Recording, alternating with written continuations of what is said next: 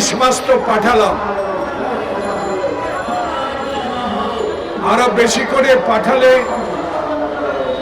বেশি বেশি পানি ছেড়ে দিতে পারত।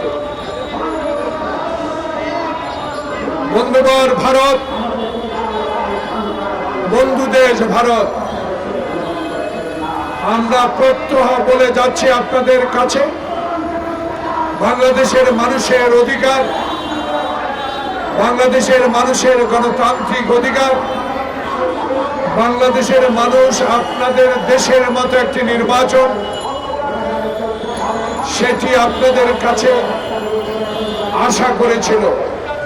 কিন্তু আপনারা বাংলাদেশে এমন এক ব্যক্তিকে, এমন একটি দলকে, যারা 1 মিনিটে বাংলাদেশের গণতন্ত্রকে হত্যা করেছে, যারা বাংলাদেশে অসংখ্য মায়ের বুক খালি করেছে, যারা বাংলাদেশের সকল নির্বাচনকে কুক্ষিগত করেছে, যারা বাংলাদেশের অধিকার প্রতিষ্ঠার আন্দোলনে রাস্তায় যারা নেমেছে, গুলি করে মেরেছে, যারা আপনারকে খুঁচিয়ে খুঁচিয়ে বিশ্ববিদ্যালয় হোস্টেলে খুন করেছে, যারা বিশ্বজিৎকে রাজপথে কুপিয়ে হত্যা করেছে, যারা বাংলাদেশে ৯২,০০০ কোটি টাকা লুট করে নিয়েছে বাংলাদেশ থেকে। ডিজাইন, এলিগেন্স, বিউটি, সেরা পণ্য সবার জন্য জেভিকো। ৩,০০০ টন ইলিশ মাছ আপনাদেরকে পাঠিয়েছে।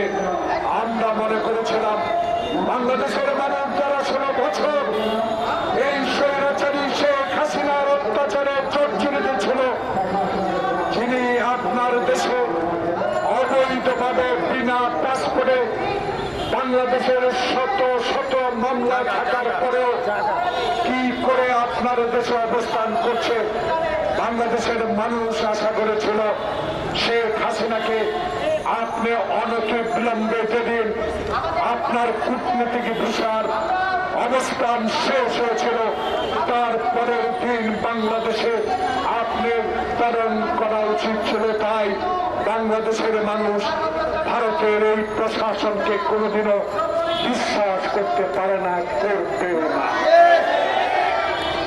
তাই প্রিয় বন্ধুগণ, আবু সাইদ খোকনের রক্ত,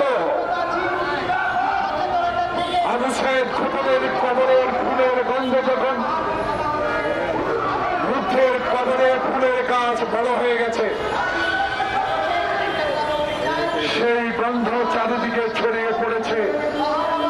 তার মায়েরা এখনো যখন মুগ্ধ আর খোকনের রক্তের গন্ধ এখন আমাদের মাঝ থেকে যায় নাই, তখন আবার এই বাংলাদেশে আওয়ামী লীগের দুঃশাসন আমাদের প্রিয় দেশ খাগড়াছড়ি রাঙ্গামাটিতে আবারও অসহযোগ করে বাংলাদেশের এই সরকারকে অস্থিতিশীল করার যেই ষড়যন্ত্রে লিপ্ত আছে, তার প্রমাণ শেখ হাসিনা ভারতে বসে এখনো বাংলাদেশের গণতন্ত্রকামী মানুষের বিরুদ্ধে মুক্ত খবরের রক্ত প্রতি বেইমানি করার ষড়যন্ত্রে লিপ্ত আছে।